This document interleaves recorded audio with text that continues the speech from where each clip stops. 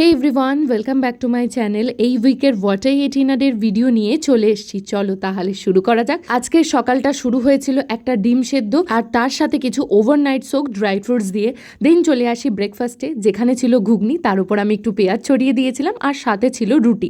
জানালার ধারে বসে বসে ব্রেকফাস্টটা তো সেরে নিলাম। দেন বেলার দিকে একটু চকলেট খেতে ইচ্ছে করছিল, তাই খেলাম একটা চকলেট। আর আজ সকাল থেকে মুষলধারে বৃষ্টি হয়েই চলেছে, থামার তো কোনো নাম নেই। আর এই ওয়েদারে পারফেক্ট লাঞ্চ হতে পারে গরম গরম খিচুড়ি, তার সাথে আলু ভাজা। সেটা দিয়েই আমি লাঞ্চটা কমপ্লিট করেছিলাম। দেন মা একটা কিউই কেটে দিয়েছিল।